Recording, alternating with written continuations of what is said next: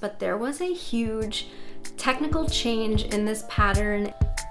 I'm gonna try it on. They are bringing back my sock knitting mojo. Hi everyone, welcome back to my channel, Knits. My name is Amy, and here I talk about all things knitting. And today's podcast, episode number 28, where I'll be sharing what I've been knitting for the past few weeks. In today's episode, we have a lot to cover, including my finished October sweater. I'll be talking all about this project and including a little bit of discussion on comparing it to the Monday sweater by Petite Knit. I'll also be sharing status updates on all of my current whips. I have a couple new cast-ons, and at the end of today's video, I will be sharing some exciting news about a knit-along that I'll be co-hosting, so be sure you stay to the end for that. It's been 3 weeks since I last filmed a podcast. I normally film at 2-week intervals, and I was traveling last weekend, so didn't have the opportunity to sit down and film, so we are covering 3 full weeks of knitting from me in what I would consider like a very creative time for me. I feel like I have a lot of cast-on excitement, a lot of energy to work on a bunch of different projects at once. So I'm first going to start with my finished objects from the past few weeks. Of course, my October sweater is one of them, but first I'm going to talk about some smaller finished objects that I have completed.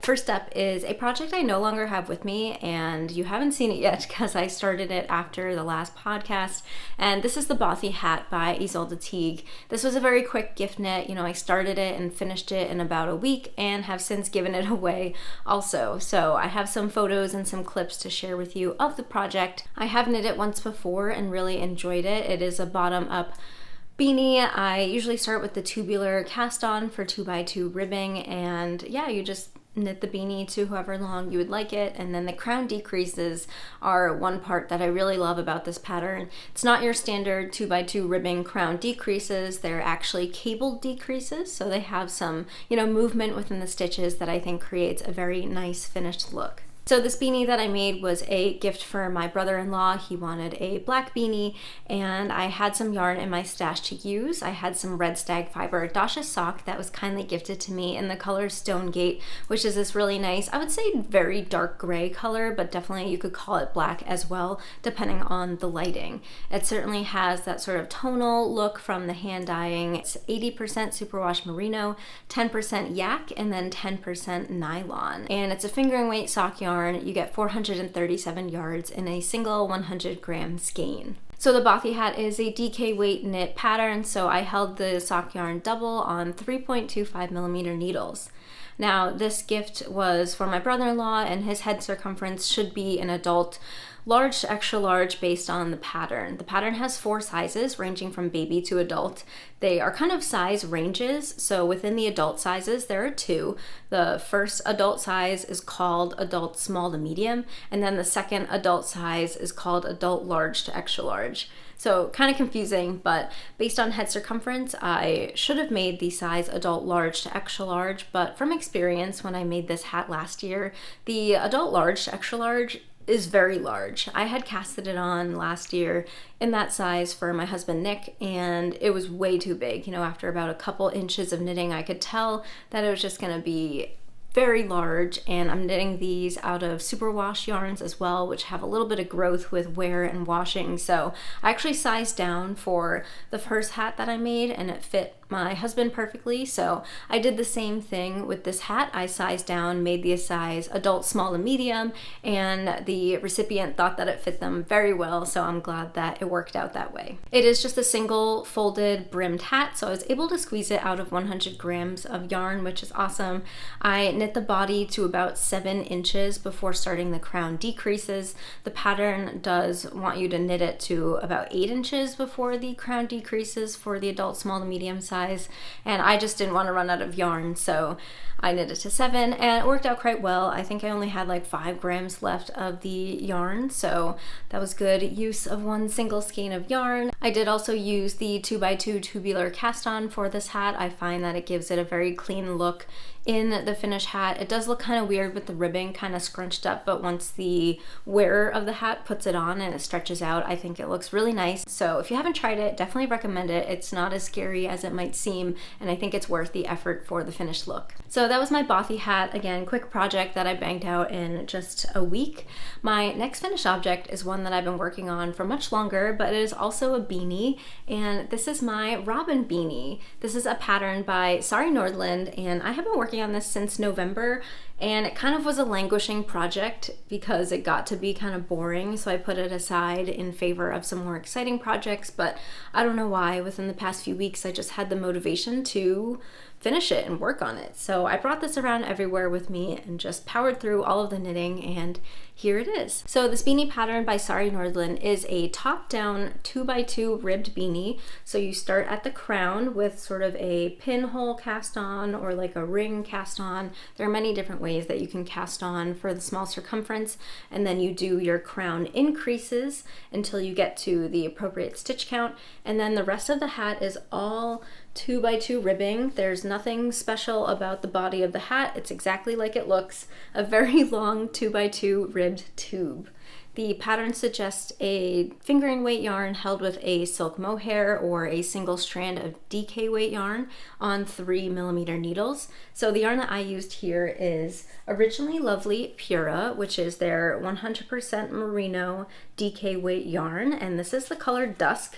This is what I have left. It is this beautiful heathered pink that has some like purples and oranges in it, and it's a really nice DK weight yarn. I really enjoyed knitting with it, and it has, you know, a good twist. There are a lot of plies. How many plies are there? I don't know how many plies. There's definitely more than 4 plies, but I felt like it had a very good knitting experience. No splittiness, really nice stitch definition, and it creates just like a really plump structured fabric that I really enjoy.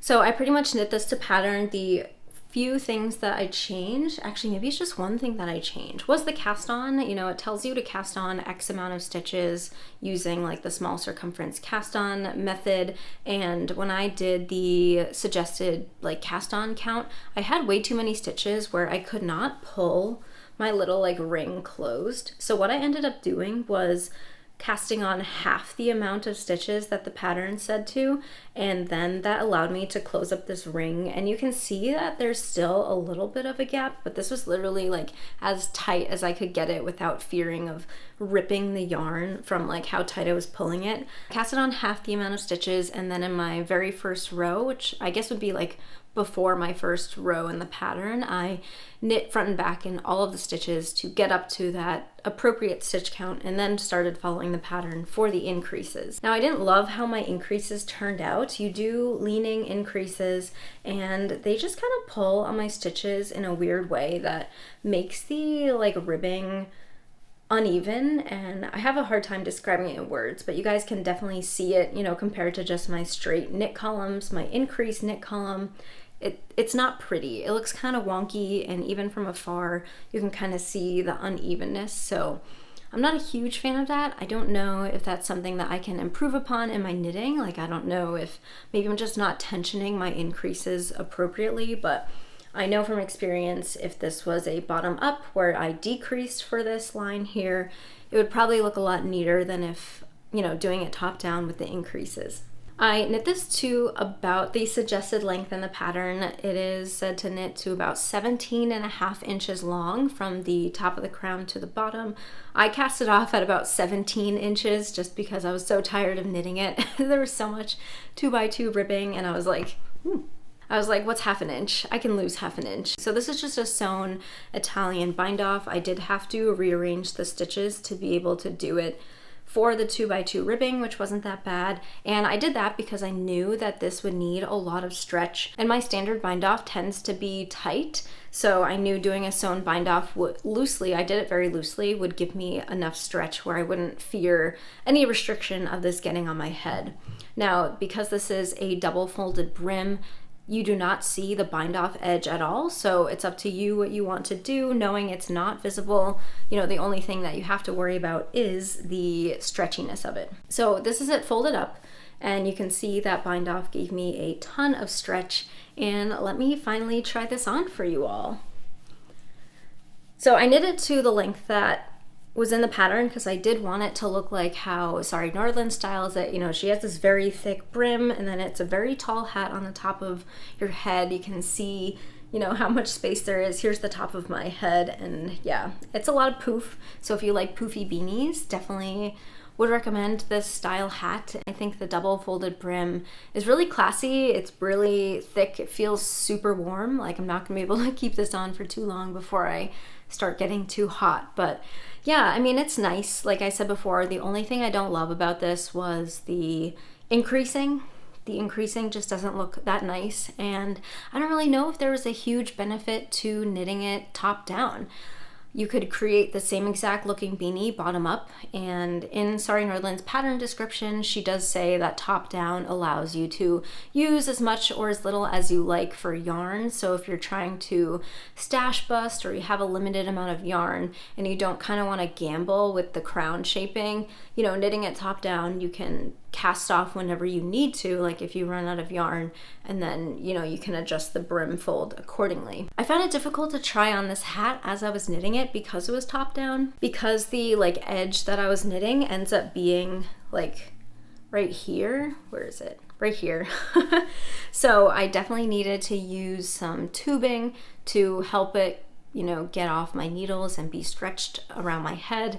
And even still, like then you have like your needle folded in here, and it was just very difficult to try on. And I know it's not nearly as hard to try on hats knit from the bottom up. So this is a fine hat to knit. You know, I did mention that it was kind of a slog to do all of the ribbing, but that's with any, you know, double folded brim like this. I don't think it needed to be this long. I wonder if I can adjust the brim more to make it shorter, but you know, it's definitely a statement piece, but you can adjust the length however you want. If you don't want this much poof or you don't want this much brim, and you know, if you want it to just be a single folded brim, you know, it's a 2x2 ribbed beanie. There's so much you can do to it. If you know how to knit beanies, I don't think you need to purchase this pattern. I would recommend just doing a bottom up 2x2 beanie, which there are some free patterns on Ravelry and on the internet for those. So nice hat. Was an okay project. The yarn, really nice. I did mention before a little bit about it having really good stitch definition. It was a really nice knitting experience. I feel like the fabric it makes is just so like hardy. It feels like a really nice DK weight knit fabric.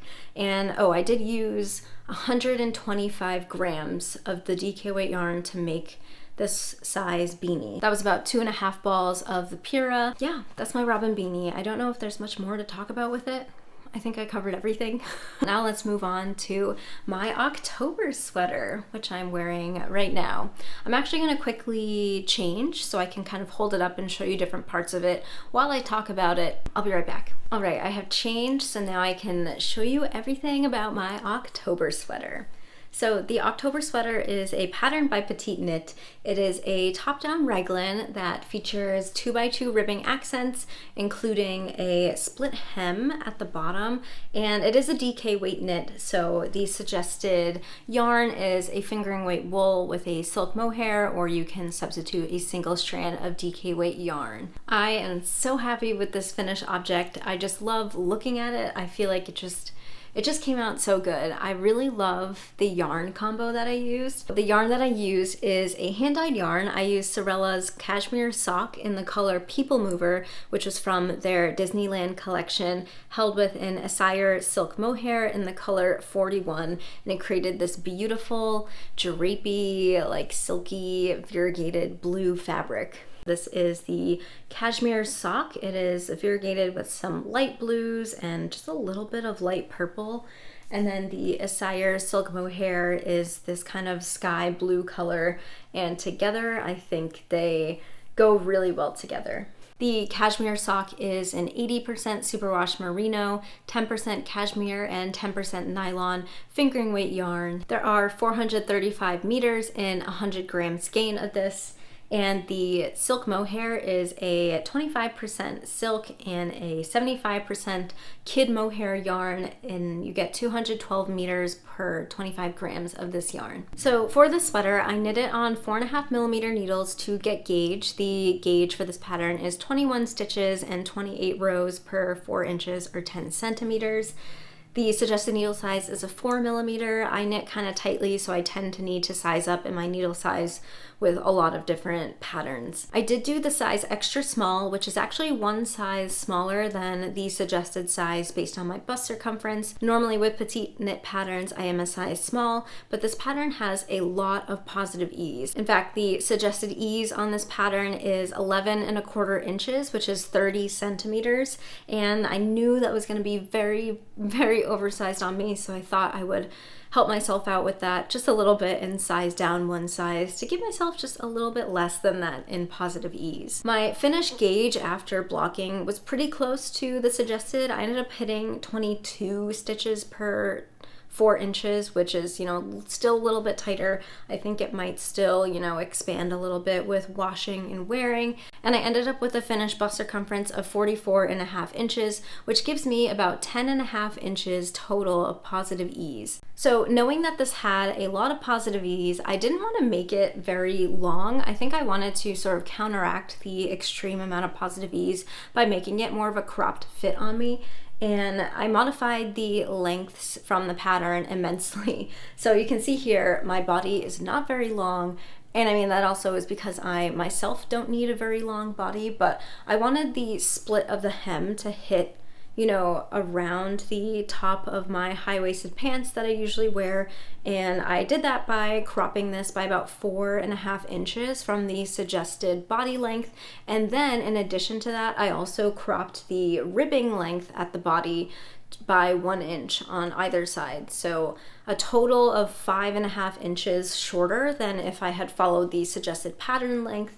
And for the sleeves, my arms are not usually as long as what patterns suggest you knit your sleeves to, so my sleeve length is 2.5 inches shorter than suggested, and my sleeve ribbing length is 1 inch shorter than suggested. So in total, I shortened the sleeves by 3.5 inches. So with that, with my size extra small, with all of that cropping and shortening of this whole sweater, I ended up using 264 grams of the cashmere sock yarn, which is just under 3 skeins of it. And for the silk mohair, I ended up using 121 grams, which is right under 5 balls of the silk mohair. Also, one more note on the yarn, because this is a hand-dyed yarn and it's variegated, I wanted to avoid pooling and, striping or color blocking as much as I could. So I alternated skeins throughout the entirety of this project. While I was doing the raglan shaping, I did the yarn forward technique, alternating every other round, and you can't even see where I did it. I think after blocking, it really became invisible, but there is a line down the center back of the sweater where I alternated skeins. And once I finished the raglan shaping and was just doing stockinette, both for the sleeves and for the body, I did helical knitting to alternate every other round. And I think in general that helped immensely with all of the color variegation. I'm really happy with the distribution of the colors and the dye. You can't really see any major differences. The only spot where there is some pooling, I think, is it here? Is like right on this sleeve. You can kind of see a spiral of purple, although it is very subtle and it's nothing that has upset me at all. It was kind of funny because despite alternating skeins throughout this whole sleeve, I still got some spiraling. So maybe it would have helped if I didn't alternate skeins at all for the sleeve, but again, like I said before, nothing that bothers me, nothing that I think is super visible, and I'm really happy with how this fabric turned out. It's so pretty. Now, general thoughts on the fit of this sweater. I've been mentioning it and I'm gonna say it again. It is oversized. This is a huge sweater, and because it's a raglan construction, I think it sort of shows itself as being like more oversized than normal, if that makes sense. Like with certain constructions, I think oversized portrays itself in different ways. Like 11 inches of positive ease on a drop shoulder sweater I think looks a little bit different than 10 inches or 11 inches of positive ease on a raglan. And you can see on me how deep this raglan goes. It almost hits me at the waist. It makes for a very wide body, a very wide sleeve. You can see, I barely had to do any body knitting before, finishing the body because the raglan just went so deep, and it makes for a really cozy fit. I feel like it's very similar to an oversized sweatshirt, and I mean, it's really fun to wear. The only negatives I think is that I feel like it's hard to dress up in sort of a polished way. I feel like no matter how I put it on, it looks slouchy and it looks cozy and lounge-like. I feel like it's difficult. If I wanted to put on a pair of work pants with this and wear it to work, I tried to do that one day and I found it a little bit difficult to make my outfit look professional. So I'm not trying to say that there's anything bad about this super oversized look. I just think, if you're going to make this sweater, you got to be committed to the oversized fit. If you don't want something this baggy and oversized, I wouldn't recommend this pattern for you. It also does have a very wide collar. I am a little bit concerned about this collar stretching out. You can see how big it is and like how stretchy it is. I have not put elastic in this yet, but I do plan on it. In fact, I think it's going to be absolutely necessary because you can see on me how oversized it is. It even kind of dips down a bit in the back, which I don't love. So yeah, that's one concern I have about this sweater, but I'm hoping once I put in some elastic, it will, cinch right up and hopefully last a lot longer than without. Now, as I was knitting this October sweater, a lot of you had questions on the differences or the similarities between the October sweater pattern and the Monday sweater pattern, which is also a pattern by Petite Knit, and they seem kind of similar. They're both raglan construction sweaters. They're both all stockinette. The October sweater has the 2x2 rib and the Monday sweater has the 1x1 rib, but how different are these patterns? I have actually knit both. So my Monday sweater was a project that I finished last year. This was knit out of Santa's Garden Sunday and Tin Silk Mohair in, their navy blue colors. And now that I have both and I own both patterns, I thought I would do a little bit of a dive on similarities and differences for the patterns. And if you really need to own both, or if you could get away with just one of them if you want to knit both styles. So the October sweater and the Monday sweater start out with pretty much the same ingredients.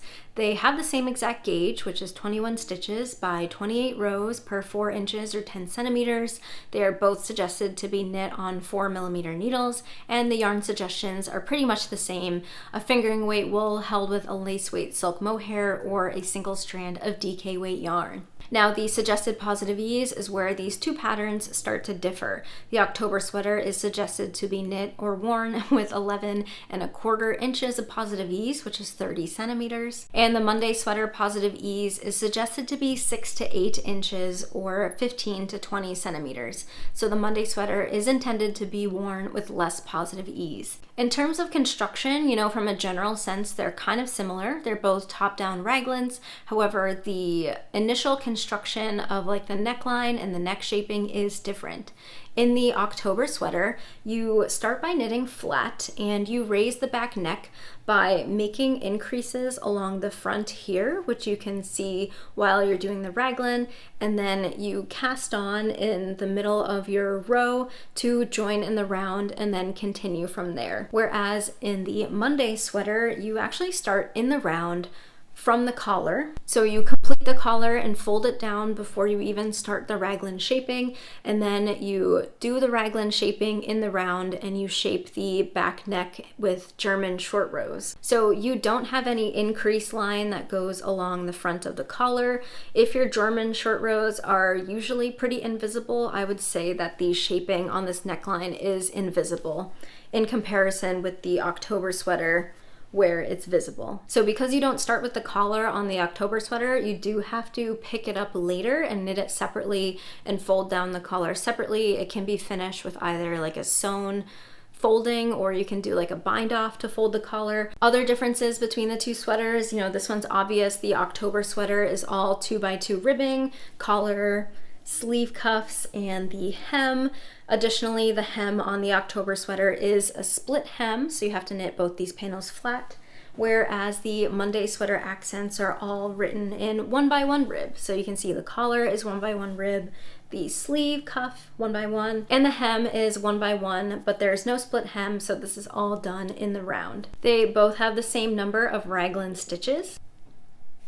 And I didn't dive too deep into like the raglan shaping because, you know, it varies for every size. Petite knit tends to do like a standard, you know, steady increase for both the sleeves and the body, and then she sort of shifts into a compound raglan increase as you get closer to the underarm, depending on what size you're making. And I found that to be the same in both patterns, but I didn't really look too closely at the numbers to see if they were exactly the same, but from a general sense, the raglan shaping is the same. Now, with the Positive Ease in the October sweater being much larger, you do a much longer raglan in the October compared to the Monday if you're doing the same size. So if you're doing the extra small in both the October and the Monday, your raglan is going to be much longer and deeper in the October rather than in the Monday to give you that much more positive ease.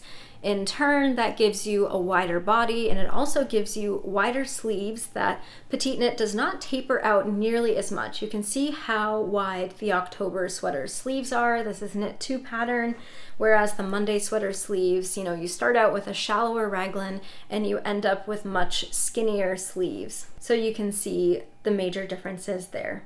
Other minor differences, the October sweater collar is longer. You do more rows for the October sweater collar, and you do a longer rib at the bottom of the hem, and I think you do a longer rib for the sleeve. Let me see. I didn't check this in the pattern, but I'm just gonna do a quick visual check. It might be the same. It looks kind of the same. But again, those are all things that you can modify if you have one pattern versus the other and want it to look a different way. Same with the 2x2 rib. That's a very easy sub. The split hem is also a very easy sub depending on which pattern you own. The neckline. The October sweater collar or neck is much wider. It has a lot more stitches than the Monday sweater for the same sizes. So if you don't want a very wide neckline, I might suggest you try the Monday sweater. If you do like the wide neckline, I would suggest the October sweater. I think that is something that's a little bit harder to adjust in a pattern. I don't think it's impossible, but if you're someone like me and doesn't like to do a lot of thinking with your knitting, then that's how I would recommend the 2 patterns. So I hope that helps you with comparing the 2 patterns. Again, they're very similar. They do have some differences. I don't think you need to own both if you want to make both. I think there are options for a lot of people to sort of adjust and modify as they choose to create the sweater that they want. I would suggest both of the patterns. They are, you know, very staple stockinette sweater patterns. There are also a ton more stockinette sweater patterns on the market, so I don't think that Petite Knit's patterns are your only choice, but if you're already looking at them, I hope that helps you out. All right, wow, that was a lot of talk about my finished objects. I did not anticipate it to take that long, but we'll move on to my works in progress. Project number 1. This is an abandoned whip that I resurrected, so I hope you guys remember it. I have my new Knitting Swan project bag in the English Rose pattern, which is really cute. It is linked in my description box if you want a 10% discount.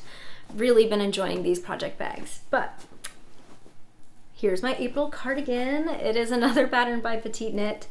If you remember this one, you've been with me for at least 6 months because I started this last summer. And the April cardigan is a standard like stockinette cardigan. It has more of a cropped fit and more of a tighter fit. And I have knit it once before. This is my second version. The yarn that I'm using is Estelle Yarns Highland Alpaca DK, which is a blend of alpaca and Highland wool. This is the color charcoal gray. I'm showing you the wrong side. This is the color charcoal gray. It has some nice heathering and dimension because of the 2 fibers in one yarn. Basically, the progress that I had on this was adding the sleeves. So last time you saw this, I had finished the body and I need to do the sleeves and the button band. That's all I have left. And I traveled last weekend and this was the only project I brought. I forced myself to work on this by only bringing it and nothing else. That's like a pro tip if you're on the road and need to focus on a project, bring it and it's all you can work on. So that's what caused me to finish this first sleeve, and then I have some progress on the second sleeve. You can see here, I got Knitfluence to get one of those twice sheared sheep row counters, which I've kind of been enjoying. I think it works quite well for a sleeve, and although I'm not convinced yet that it's a necessity, I've enjoyed using it. So yeah, little row counter. Basically it has all these numbers, and each time you finish a row or a round, you just go to the next number. And then for sleeves specifically, it's helping me because I have to decrease every certain number of rows. So yeah, it's been helping me, and I'm pretty close to finishing the second sleeve. I don't know why this project I don't enjoy working on. It's like a fine project. I think it's maybe because I've knit it before, so the excitement of like a new pattern isn't there. This is definitely a project, like finished object knit for me, where I really want the finished object, but the knitting, it's all right.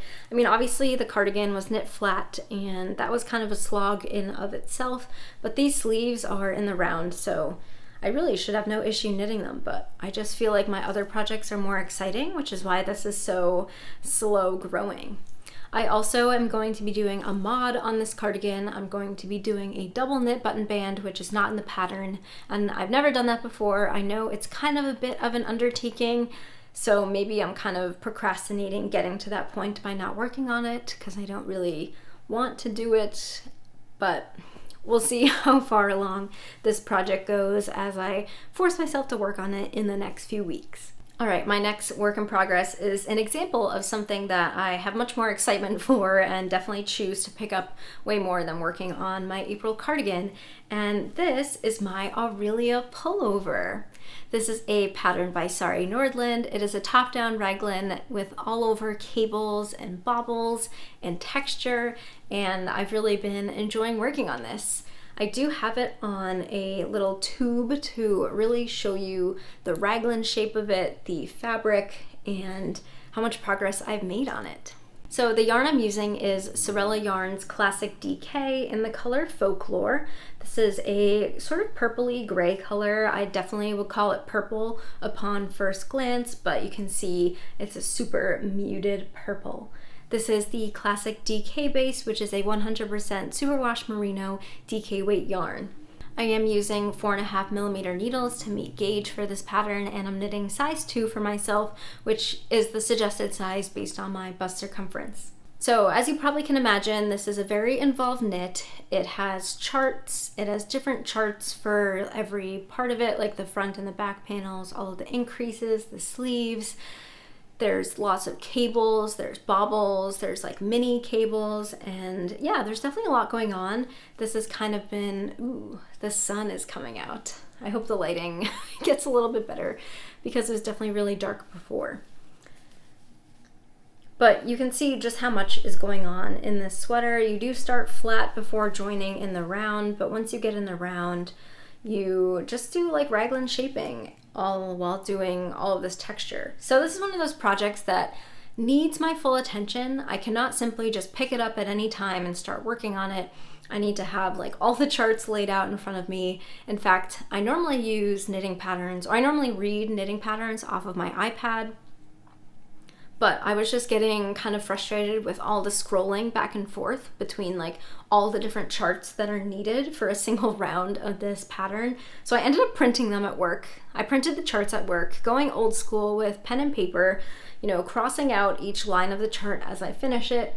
That way I can have every chart in front of me at the same time, which has helped me a lot. But I can only work on this project, when I know I have an extended period of time to sit down and knit and complete certain sections. I can't really leave off in the middle of like a round or I'll forget where I am in the chart. So very slow growing, but definitely worth all of the effort.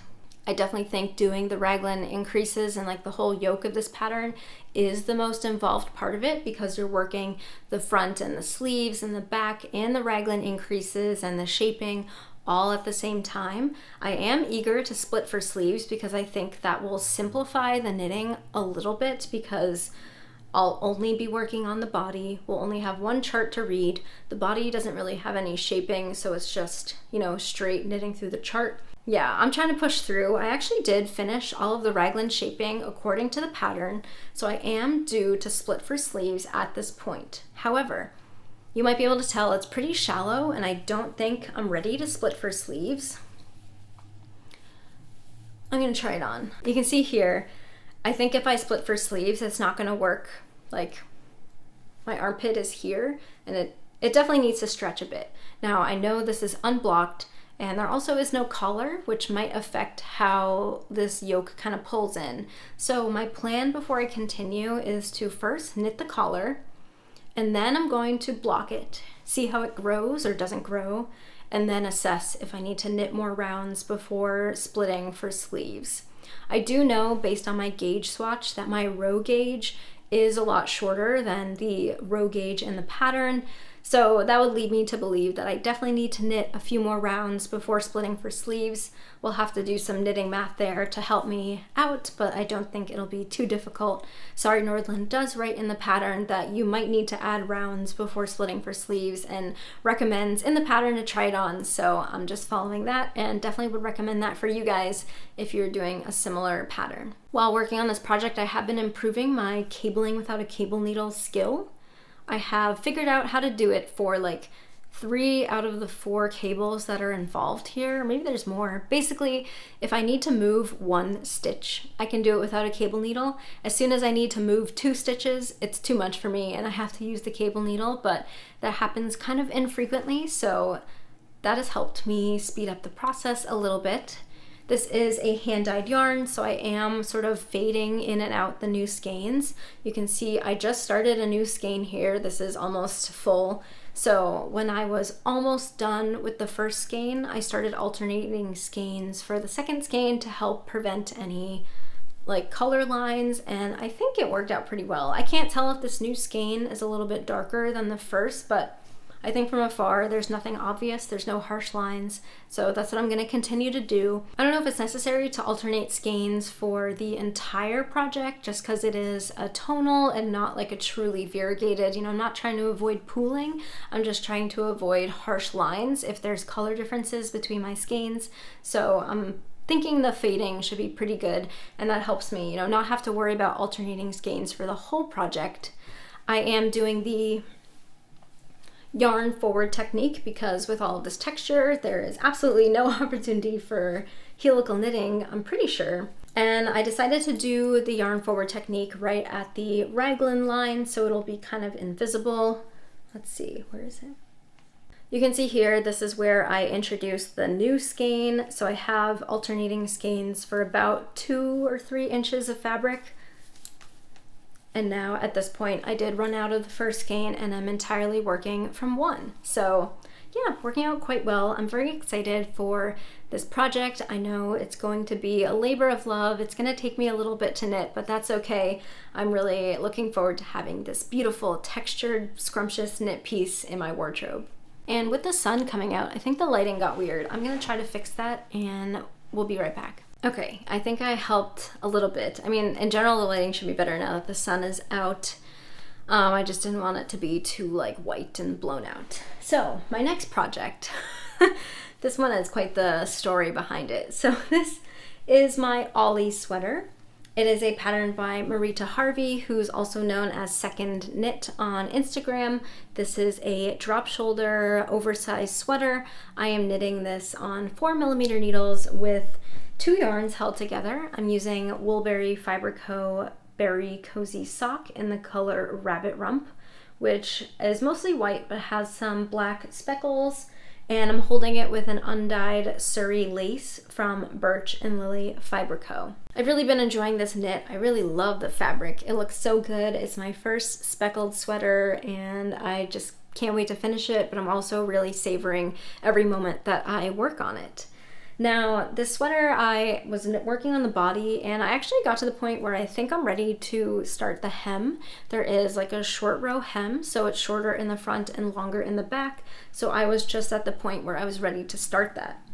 Now, this past week, I got a Ravelry update that the English pattern had been updated. So I was reading through it. I was doing kind of like a side-by-side comparison, and there were a lot of improvements. I did mention in my last podcast that I thought this pattern wasn't the best in its translation. Like, I thought, there are much better English patterns that I've read, and it was nothing that I had difficulty with, but I just knew it could have been a little bit better. So the new English translation in this update did have a lot of improvements that I was grateful for, but what I was not expecting were not only translation improvements, but there was a huge technical change in this pattern in the new translation. So if you remember from last episode, I was talking about how I was a little bit concerned with the length that it told me to knit this front panel. The length of your front panel determines, how deep your armhole is. It determines where the front collar sits, and it determines, how far back your shoulder line sits. So in the original pattern, which is what I knit off of, it said to knit the front panel to X amount of centimeters from the new loop stitches mid-front, which, it's not the best translation, but I interpret it to be the middle cast-on stitches from the front collar, which I think most people can agree with. Now, this new updated pattern said a completely different thing. It said knit to X amount of centimeters or inches measured from the provisional cast-on edge at the shoulder, measuring from the sleeve edge, which is all the way over here, an entirely different measurement point. And now you can see why I thought this front panel was so long, because, you have all of this extra fabric to account for with the correct measurement point that I didn't know about. So that explains why I thought the front panel was long. It explains why the front neck was so high on me. And I actually did frog back like 1 inch of the front piece just to help bring the front neck down a little bit before joining in the round. But once I read that new pattern direction, I took my measuring tape and measured it, and I have like a whole 4 inches of extra front panel fabric that needs to be removed. So I was very frustrated when I found that out. Like, that is a huge technical error in the translation of the pattern. It's not just like a little typo, and it's not just a little improvement in the wording. So yeah, I was very frustrated, and I was trying to figure out how to fix it. You might be wondering, well, do you have to fix it? And for me, I do want to fix it. I think I could continue as is, and it would be fine. I don't think there would be any like major consequences, and I would have an extremely deep armhole that when I tried this on, it came down to around my waist. So it's very deep, and I do have to pick up stitches for my sleeves, and I would have found when I was picking up stitches that I would not have been able to meet the correct pickup stitch count for the sleeve circumference with the amount of rows that I have, because I have so many extra rows. So I think if there was no pattern update, I probably would have figured out that there was a mistake once I started to pick up stitches for the sleeve, but I could have like adjusted the sleeve numbers. I don't think that's too difficult. It definitely makes sense to shorten the front panel to be the correct dimension based on the pattern, to adjust the neckline and make sure that my sleeve is correct.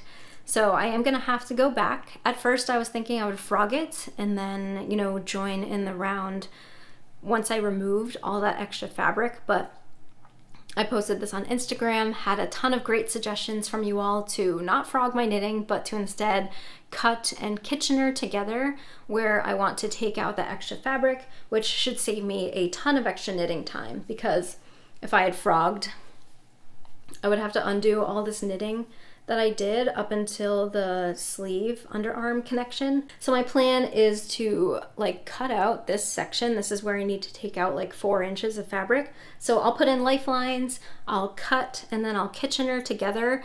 And I do have some resources that I'm going to follow. I know Nitty Natty has done it, and she has a highlights on her Instagram stories of her process. There's a podcast episode from Fruity Knitting and a blog post from Fruity Knitting about it. And I'm sure there are more resources. And I plan on sort of documenting my process so I can share it all with you. I'm thinking it'll go pretty well. It's all stockinette in that area. There's no shaping in that area. So it really is the perfect opportunity for me to try this new technique. And if worse comes to worse, if for some reason it doesn't work, I was gonna frog back to that point anyway. So I don't really think there's any risk except for me just wasting time. But I'm gonna try it. I think it'll go well.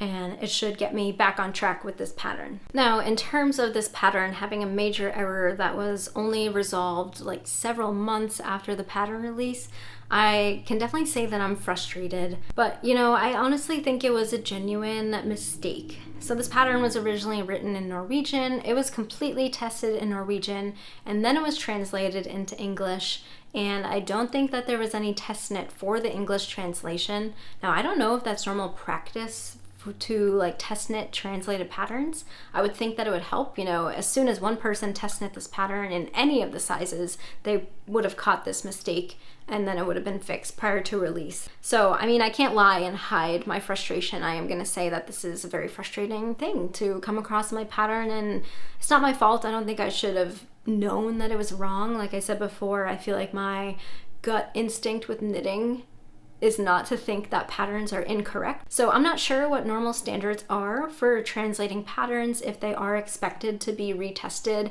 As someone who only speaks English, I have no idea what it takes to translate something, let alone a knitting pattern, which is such like a niche and specific, you know, range of words and phrases. I did, out of curiosity's sake, plug in the Norwegian, the original phrase, into Google Translate, the one that was wrong, to see what Google gave me, and it was nothing that was even decipherable. Knowing that Google is not a knitting translator, but you know, it seems like a difficult thing to translate, and I think this was just an honest mistake that just happens to be very high impact in my project.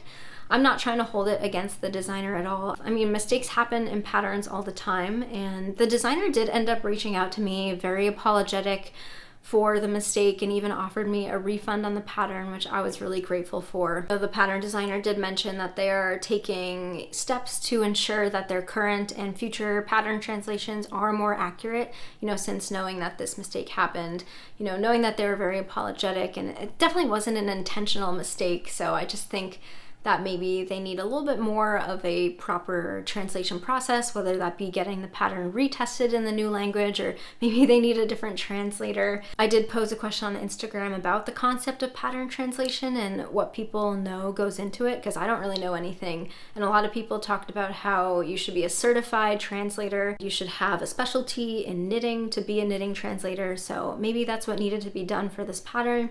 I don't know, it was a mistake, it was an unfortunate mistake, but I don't think that's any reason to like not use this designer's patterns again. I think everyone is entitled to one mistake.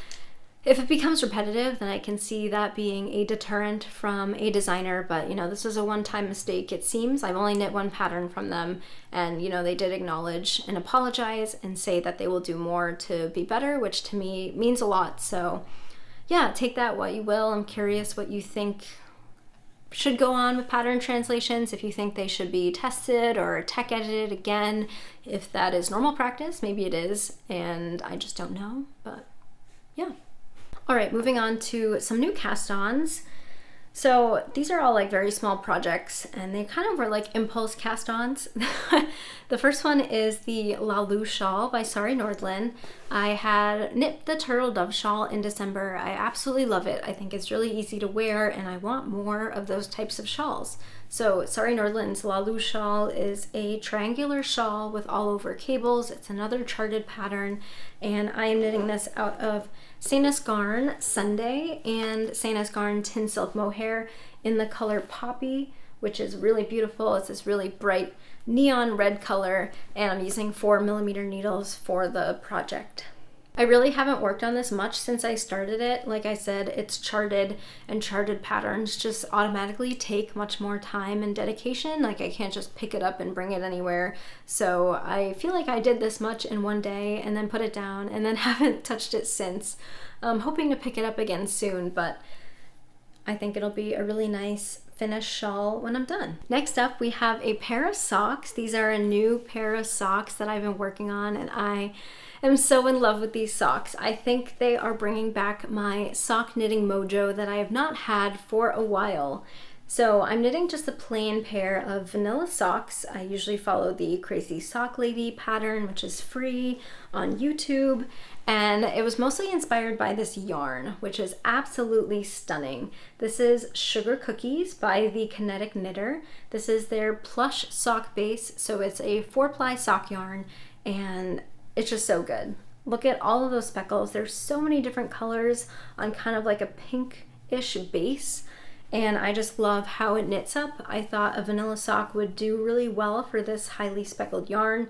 This sock project is inspired by Chelsea from True Lane. She had knit a pair of socks out of this exact yarn. And as soon as I saw those socks, I needed them. I wanted them. So the Connect Knitter had a pre-order for the Sugar Cookies yarn in December. I just got the yarn this past month and then cast it on, and I've been having so much fun with these socks. I think just a plain vanilla sock was what I needed to get out of my sock funk. I did say I was going to finish that pair of Christmas socks before I casted on my next pair, but that didn't happen. So I probably will just put those aside and pick them up later. But for now, I'm looking forward to finishing this pair of socks. I am using 2.25 millimeter needles, and I'm using the magic loop method. I did a 2x2 ribbed cuff, and I am going back to the heel flap and gusset. I know I've been spending some time with the Fish Lips Kiss Heel, but since finishing my first pair of Fish Lips Kiss Heel socks and having worn them for a while, I think I like the heel flap and gusset more. So I went back to it. So we'll see if these fit better, if I like wearing them better. But you know, you can't beat a vanilla sock with a beautifully speckled yarn. All right, we have reached my last project that I'll be sharing today.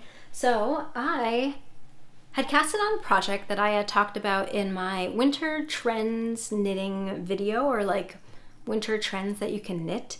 And one of the winter trends was like a big, fluffy, oversized scarf. I was seeing them a lot in commercial stores and online, and there was a knitting pattern that I thought fit that trend very well, and that was the Berlin scarf by Suzanne Mueller, also known as Paula Strict. The Berlin scarf is an all-over stockinette scarf. It's a bulky weight. You knit it as a stockinette tube and then add some fringe at the end, and I just have really been wanting to knit that scarf. So I also at the same time have been wanting to try a yarn from Originally Lovely, who I am an affiliate with. They have their yarn called Fluff, which is an Aran weight alpaca kind of blown chainette yarn that is super fluffy and plush, and I thought it would be a really good match for the Berlin scarf. So all of those ideas spinning around in my head at the same time, I connected with Originally Lovely and asked if they'd be interested in co-hosting a knit along with me for a scarf with their fluff yarn. So they were really excited at the idea, and they did send me the yarn to use for my project, which I have here. So I just barely started it. So you do start with a provisional cast on, and I'm using 6.5 millimeter needles. The pattern suggests 7 millimeter needles. It is just a scarf, so I feel like you don't have to be exact with gauge and dimension. However, I did do a gauge swatch, and it was pretty close. It was pretty spot on to the gauge of the pattern, and the best part about the gauge swatch in this pattern is it says to measure it unwashed and unblocked. So I just had to knit and measure it, and it worked out perfectly. So I casted on the Berlin scarf with Fluff. This is in the color Snow, which is just like your basic creamy white color. And yeah, so we are co-hosting a knit along. The knit along is officially called the Fluffy Scarf Knit Along. And although I am knitting with Originally Lovely Fluff and making the Berlin scarf, the requirements are just what you would consider a fluffy scarf. You can use any yarn, you can use any pattern, and we'll be hosting it over on Instagram. So to participate, you can post your whips and finished objects with the hashtag #FluffyScarfKAL. It is going to run from February 10th to March 16th, which gives you some time if you want to plan your project, pick out your yarn, and at the conclusion of the KAL, we will be selecting 2 winners randomly to receive one of 2 prizes. The first prize will be sponsored by Originally Lovely. They will be sponsoring a $75 gift card to their shop. And I will be sponsoring the second prize. I will also be giving away a $75 gift card to any yarn shop of your choosing. The giveaway, and the KAL is open worldwide. You know, feel free to participate. Post on Instagram with a public account with the hashtag tag me, NE-Knits, and Originally Lovely, so we can make sure that we see your post. And I'm looking so forward to doing this. I've never hosted a knit along before. I think it'll be a lot of fun to see what kind of projects you guys choose, what kind of yarns you guys use, and yeah, it should be a great time. Also, as part of the KAL, Originally Lovely was very generous enough to create a discount code for their shop if you have any interest in using Fluff for your fluffy scarf. It is, I mean, this yarn is so nice. It feels like a cloud. It is so plushy and lightweight. It comes in a very good variety of colors. You know, I think the color range hits a lot of the neutrals that you might want in a scarf if you're looking for a neutral.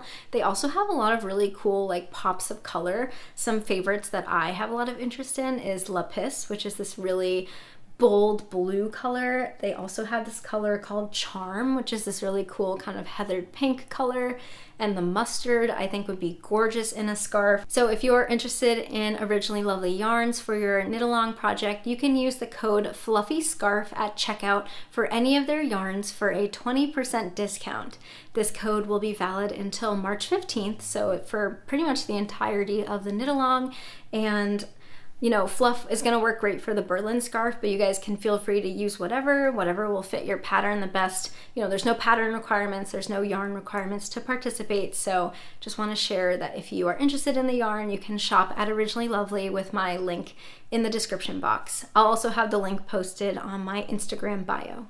So yeah, super excited for that. I'll be posting all of the details to my Instagram as well. You know, it'll be fun to share all of your guys' projects. So we have reached the end of the podcast. I feel like there was a lot going on.